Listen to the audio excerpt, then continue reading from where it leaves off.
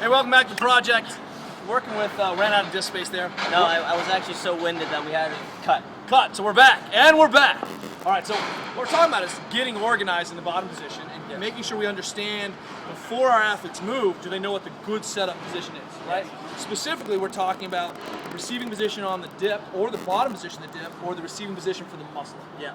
So what do you think? So a couple things. I think, first of all, we talk about movement from different perspectives. If you look at it from an artistic gymnastics perspective, we talk about maybe front and back levers on the rings, and the only reason we do front and back levers on the rings is because when I'm doing a back lever, for example, I'm in this position, my chin is in, belly's tight, butt is tight, I bring my shoulder back as far as I can. I'm a mobility illusionist, and this is when it completely showcases that I'm not mobile at all. That's my end range.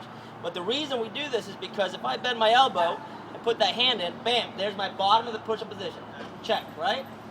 Wait a minute. I mean, if I was doing push-ups and I just laid on the ground, brought my hands back as high as I could. He looks supple, but look at that. He's also an illusionist.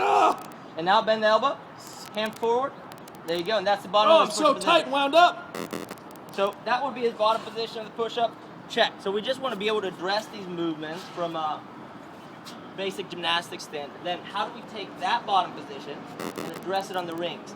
If you just try to do this right here, where you wind the system up, go externally rotate, pull your shoulders back and down, take the shoulder into as much extension as you can, belly stays tight, butt stays tight, you realize that, okay, I'm missing some range. It's easy. It's easy, right? And you know what I do to compensate, it feels like? Totally. Dude, I solved that problem.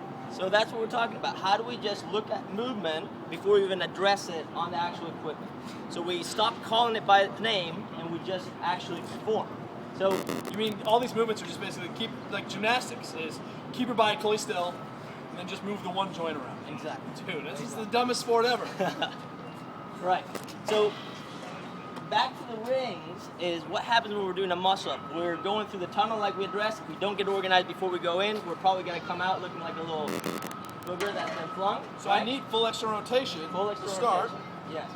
Basically what we're saying is that you need to address these positions, external rotation, shoulder elevation right here at the bottom, so when I go into extension, that shoulder's already ready to receive in a good position, right? So on the rings, what we do is we work on a couple things. If you come over with us, just with a box underneath you, we start by just saying, okay, what would that position look like? External rotation, take it into extension, bend the elbows. Can I get down there? You feel like now you're locked in. You have no other way out, and you actually feel like you're sitting on a nice shelf. It's not this crap position because it feels exactly like the strong bottom position and the receiving position in a good squat. Exactly. I am sitting in a fully organized muscular position. We want you to understand that block movement pattern when I'm wound up and expressed in those tight corners is very stable. Totally, and when Kelly says block movement pattern there, what he's saying is basically how do we take the most simplified version of movement to execute it properly and make sure that the mechanical faults that we see in most of our athletes are not there and we actually block them from happening.